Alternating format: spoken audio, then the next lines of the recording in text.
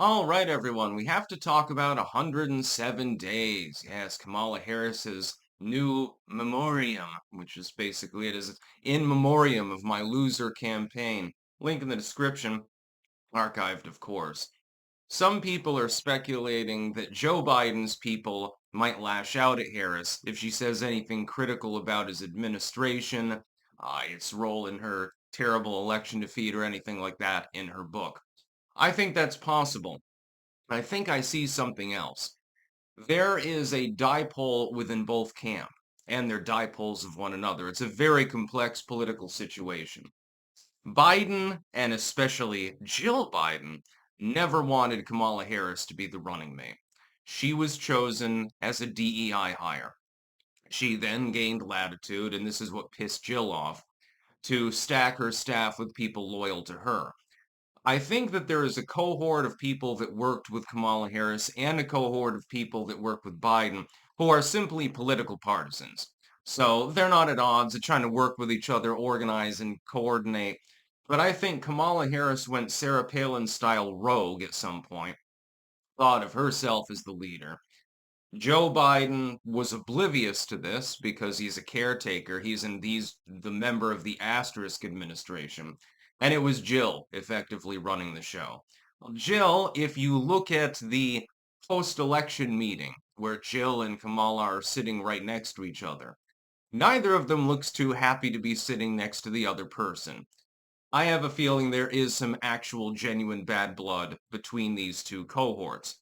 That being said, while there are some people that try to work nicely together for a politically partisan motivation, others were constantly at odds. Apparently, things were being thrown around in the White House.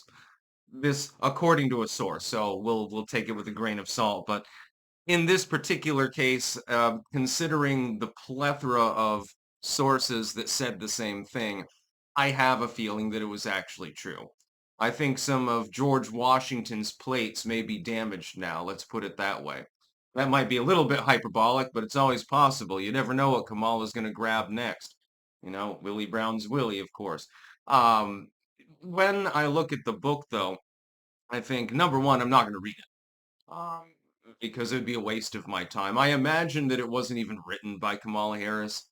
This is one of those books that you had a couple of staffers write it up, and then you put in a few personal recollections, and then you get it published, basically. And because you're the former Vice President of the United States, you can probably get the book published even if it's a pile of shit. The editor probably secretly was like, he was on his third shot of gin that night, and he's like, oh God, we're never going to live this one down. I have a feeling that I've sold more copies of certain medieval grimoires than Kamala Harris will sell of her book. I genuinely believe that. The fuck, that's the kind of book, and I've got a few of them myself. Admittedly, as a bibliophile, I like books, but there are certain books that you get and they just sit on your bookshelf and you never get around to reading them. I think at one point I had Bill Clinton's autobiography, actually, if I remember correctly.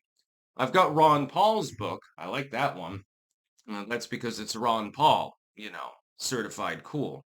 Bill Clinton, Kamala Harris, yeah, a little bit secondary. Okay, maybe I'll skim through it. You skim through a couple of pages and then it sits on your bookshelf gathering dust. That's basically what happens.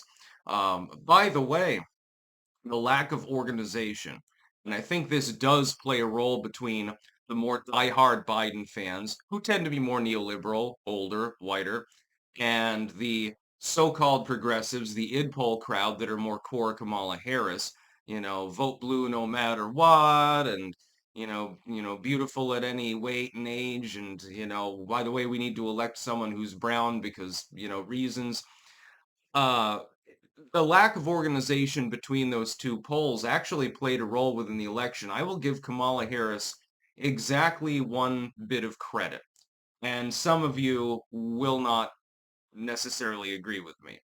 She was kind of screwed by the Democratic Party. The Pennsylvania Democrats, beholden to Biden, by the way, didn't even invite her staffers to meetings when they were being held during the campaign. Didn't invite them, didn't call them. They had no line of connection. There was no communication at all. So, especially in Pennsylvania, and I'm assuming this happened elsewhere, because of a lack of organization, she had a huge disadvantage. Trump's people, they're all, you've got Scott Pressler there and everything else. And he did a great job and probably still will for many years to come, I hope.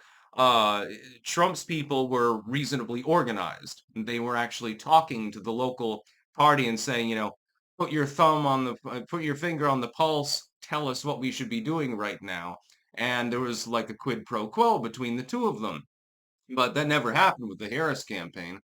With the Harris campaign, apparently, she and her people were disinvited to meetings on a constant basis. So I do have to, don't shoot the messenger, but they kind of did screw her in Pennsylvania. And again, I'm sure they did it elsewhere. This was probably Jill Biden's idea. She probably pulled some strings. Wouldn't that be funny if Joe Biden releases a book right now saying, I was the one that did it. Hey, me and Jill decided to screw this stupid bitch because she was trying to screw us in the ass. That would be really, really funny. Will they roast her over the book? I have a feeling it kind of depends on what's in it. I mean, if she's just gushing praise for Joe and saying, "Oh, he's such a lovely man," which nobody would believe. I never saw him sniff any kids. I would think if I read it, which I'm not going to because it's shit. I can already tell that it's going to be shit. Kamala Harris supposedly wrote it. I have a feeling there's going to be some passive aggression in there. Well, I felt that Joe could have done it. Joe did a good job on, well, I can't think of anything off the top of my head, but some random policy, whatever. Joe did a really good job on this random policy. I just thought there were a few tweaks that could have been made to make it more palatable to the public or something like that. You're going to get that sort of aside from somebody like Kamala Harris. Hell, you'd get it from Jill Biden too. This is why the White House was so dysfunctional. You got these two crazy old women bickering constantly, and Jill, the more intelligent one, Kamala, well, I can't really give her any other compliments. Okay, she got screwed by the Democratic Party, kinda. That's basically the only defense I can offer for her. Jill probably also made jokes about her behind her back because she's definitely a bigot. She's an old white plantation mom, just like Hillary Clinton. This is what the fucking Obamas had to deal with for years. I didn't envy them their position actually at the time. Obama, okay, warmonger, check. Bad for the economy, check. Idiot overall, check.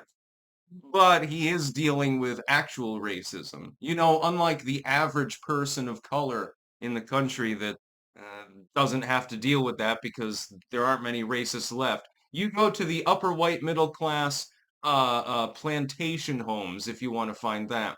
Just watch Borat if you don't believe me. That's about all. Peace out.